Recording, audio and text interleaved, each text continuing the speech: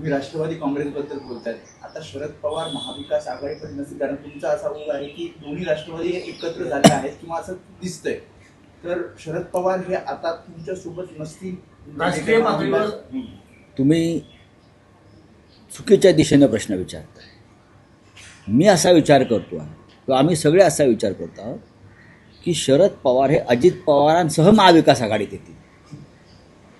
असं काय विचार करतो की शरद पवार आणि अजित पवार हे एकत्रित महाविकास आघाडीमध्ये, म्हणजे अजित पवारांसह महाविकास आघाडीत असेल ना.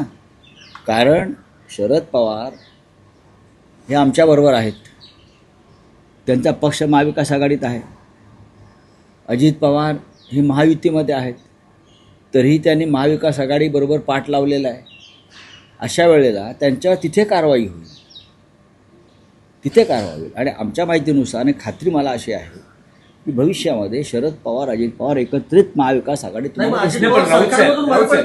त्यांना पडावं लागेल. एका दगडावर दोन पाय कसे ठेवणार, दोन दगडावरती पाय कसे ठेवणार. त्यांना काहीतरी एक सोडावं लागेल ना, किंवा काहीतरी एक स्वीकारावं लागेल. राऊतसाहेब, भाजपचे नेते अनेकदा आठवण करून देत असतात, सिंचन घोटाळ्याची फाईल अजून ओपन आहे. बघा, मेलं मेंढरू आगीला भीत नाही. तुम्ही त्यांना एकदा क्लीन चिट दिली आहे ना, या सगळ्या घोटाळ्यात. स्वतः प्रधानमंत्र्यांनी गर्जना करून पण ते सरकारमध्ये आले. आता कोणत्या तोंडाने तुम्ही त्यांची फाईल ओपन करणार आहात? त्या फाईलमध्ये काय आहे की नुसता डरकाळ्या फोडताय पोकळ?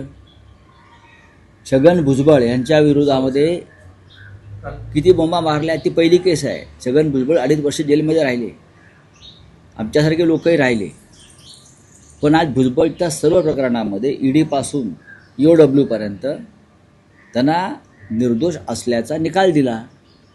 याबद्दल या राज्याच्या गृह खात्यानं आणि ईडीनं प्रायश्चित घेतलं पाहिजे. नाही, पण राऊतसाहेब, भुजबळांचं मंत्रिपद जे आहे ते त्यांना भाजपच्या पक्षश्रेष्ठींनी दिलं असं तुम्ही वारंवार सांगता. दिलाय ना, म्हणून म्हणजे ते निर्दोष आहेत असं त्यांना वाटतंय. म्हणजे मनाने भुजबळ भाजप बरोबर आहे. या क्षणी जोपर्यंत भाजपकडे सत्ता आहे तोपर्यंत सगळे मनानं तनानं धनानं भाजपबरोबरच राहणं.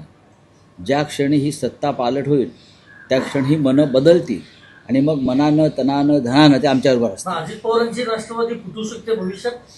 अजित पवार त्यांच्या पक्षासह आज शरद पवार साहेबांबरोबर युती करतायत. म्हणजे त्यांचं मन कुठे आहे? त्यांचं मन त्यांचं मूळ कुटुंबाकडे आहे, बरोबर ना. त्याच्यामुळे अख्खं कुटुंब महाविकास आघाडीत सामील होईल.